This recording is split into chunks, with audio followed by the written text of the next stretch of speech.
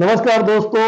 आपने 2 दिन पहले घटनाक्रम को देखा ही होगा सोशल मीडिया पे कि गुजरात के बनासकांठा के डीसा गांव में फटाका फैक्ट्री में एक हादसा हुआ जिससे मध्य प्रदेश के हरदा और देवास के लगभग 20 मजदूरों की मौत हो गई। जैसे ही मध्य प्रदेश के सीएम मोहन यादव को यह घटनाक्रम संज्ञान में आया, तत्काल उन्होंने कैबिनेट मंत्री नागर सिंह चौहान को घटनास्थल रवाना करा।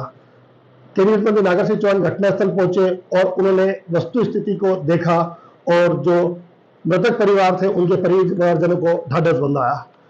मंत्री महोदय गुजरात का दौरा कर रिटर्न आ चुके हैं और यह हमारे साथ जुड़ चुके हैं कि वहां घटनाक्रम का मंजर किस प्रकार था और इन्होंने क्या देखा विश्लेषण में, हम इनसे बात करेंगे। सर, आप वहां गए थे और आपने देखा जो घटनाक्रम घटा, किससे घटा? सबसे पहले तो देखिए राकेश जी, मध्य प्रदेश के मुख्यमंत्री जी आदरणीय डॉक्टर मोहन यादव जी ने मुझे फ़ोन पर कहा कि गुजरात में इस प्रकार की घटना घटी है और सूचना आ रही है कि मध्य प्रदेश के लोगों की मृत्यु हुई है। तो जब मैं वहाँ रात्रि को 3 बजे पहुँचा था और उसके बाद डीसा जो गांव है वहाँ पर मैं सिविल हॉस्पिटल में गया और वहाँ करीब 21 लोगों की डेड बॉडी थी। उसमें गुजरात का व्यक्ति था और 20 लोग मध्य प्रदेश के देवास और हरदा के लोग थे। और वास्तव में मेरे जीवन में इतनी बड़ी घटना मैंने दूसरी बार देखी है। पहली मैंने पेटलावत का बम ब्लास्ट, उसका भी मैं साक्षात रहा हूँ। और दूसरी घटना ये जो गुजरात में दिशा में घटी है, जो मध्य प्रदेश के जो हमारे भाई बहन मरे, वास्तव में दिल को दहलाने वाली घटना थी, दुख देने वाली घटना थी कि जिन लोगों ने इस मंजर को देखा उनको मुझे लगता है कि कितने दिन तक नींद आएगी या नहीं आएगी।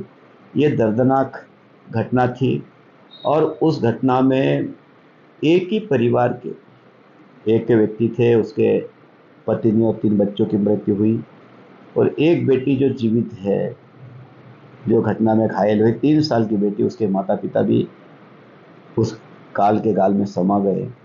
वास्तव में मुझे लगता है कि ये बहुत ही दुख भरी घटना है।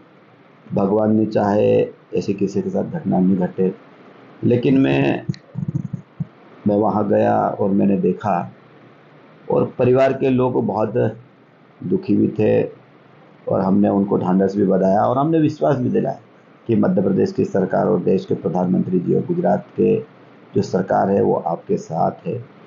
लेकिन जो व्यक्ति चले जाता है उसको तो जिंदा कर नहीं सकते हैं, ये आप और हम सब जानते हैं।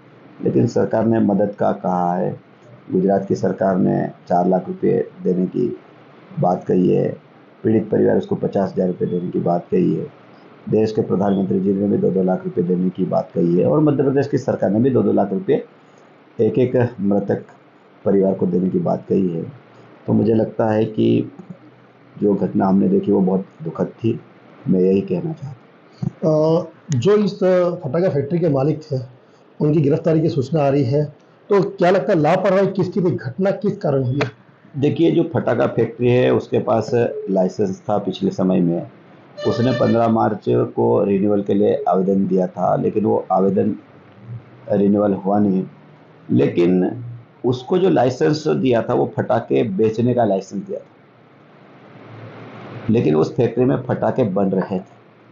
तो मुझे लगता है कि वो अवैध रूप से फटाके बनाकर लाइसेंस की आड़ में ये कारोबार करता था और वहाँ की सरकार ने सख्त कदम उठाए हैं। वहाँ के मुख्यमंत्री जी ने स्पष्ट कहा, क्योंकि मेरी वहाँ के मुख्यमंत्री जी से भी चर्चा हुई है, उन्होंने स्पष्ट कहा कि कोई भी हो दोषी बचना नहीं चाहिए। और मुझे कहते हुए बहुत प्रसन्नता है कि तत्काल उन फैक्ट्री के जो मालिक है उसका बेटा और पिता दोनों को सरकार ने गिरफ्तार कर लिया है और वहाँ की सरकार ने उस फैक्ट्री की जांच के लिए एसआईटी का भी गठन किया है। और एसआईटी का जब गठन हुआ है और किन बिंदु पे जांच करना है, मैंने वहाँ के मीडिया को ये भी कहा कि अगर कोई बिंदु जांच में छूट जाएगा तो हमारे जो लोग पीड़ित परिवार जिनकी मृत्यु हुई है उनके परिवार से मिलेंगे।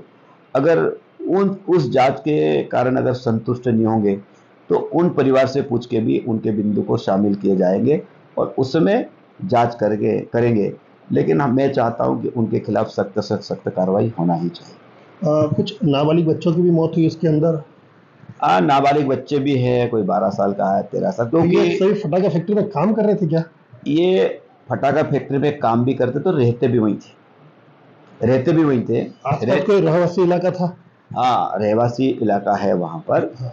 आसपास लोग रहते भी है, क्योंकि जब फैक्ट्री में धमाका हुआ तो बहुत दूर दूर तक इसकी आवाज़ भी गई है। लोग कह रहे थे कि बोले समझ में ही नहीं आया कि हुआ क्या है। जब घटना घटी वहाँ लोग देखा तो पता चला कि बिल्डिंग गिरा हुआ था, टूटा हुआ था, और बिल्डिंग का जब मलबा हटाने के बाद पता चला कि इतने लोगों की वहाँ मृत्यु हुई है। तो मुझे लगता है कि ये बहुत दर्दनाक घटना घटी है और सरकार से अपील भी हम करना चाहेंगे कि इस प्रकार की आगे घटना नहीं घटे, इस पे गंभीरता से जांच होना ही चाहिए। लगभग 21 लोगों की मौत हुई इस हादसे में।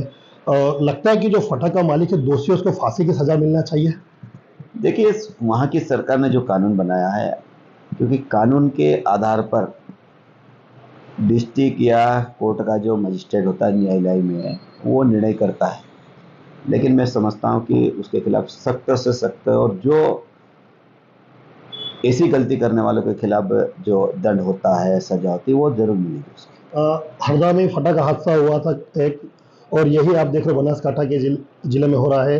तो लगता है कि सरकार को ऐसा कानून बनाना चाहिए कि जो फटाका फैक्ट्री में काम करे उनको पूरी सुरक्षा मुहैया करे। ये जरूर है कि पिछले वर्ष भी मध्य प्रदेश के हरदा में फैक्ट्री जहाँ थी फटाखे की, वहाँ आग लगी थी। और मध्य प्रदेश हो चाहे गुजरात हो, इस प्रकार की आए दिन घटना घटती है। इसकी जानकारी भी कहीं कभी इंदौर में आगजनी होती है, तो कभी हरदा में होती है, अभी गुजरात बम ब्लास्ट हुआ है फटाखों से। तो सरकार को इस विषय में गंभीरता से लेना चाहिए।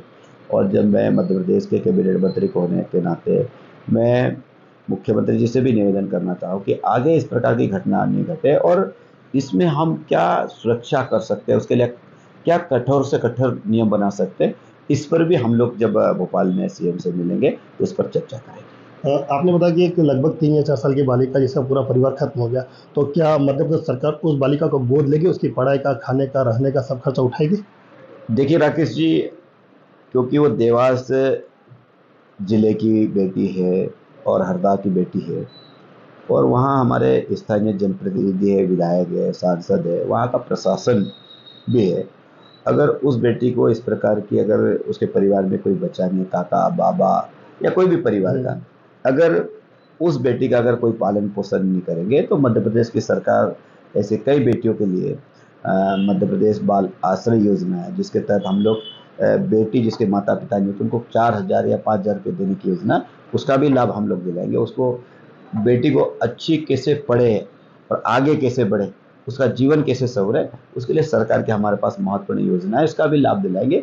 और जो जो आवश्यकता होगी उस पर हम लोग कदम उठाएंगे। अभी आपने बोला कि सेकंड बार आपको मौका मिला है कि आपने पेटलाबाद कांड को देखा, अभी ये देखा है, तो कोई लोगों को ऐसा संदेश देना चाहोगे जो फटाके के अवैध कारोबार चला रहे, बिजनेस चला रहे? राकेश जी, मैं इस अवसर पे ये कहना चाहता हूँ कि ये मध्य प्रदेश में आपने देखा होगा 1 साल के अंदर हरदा में घटना घटी, दूसरी घटना भी गुजरात में घटी, और तीसरी घटना बम ब्लास्ट पेटलाबाद।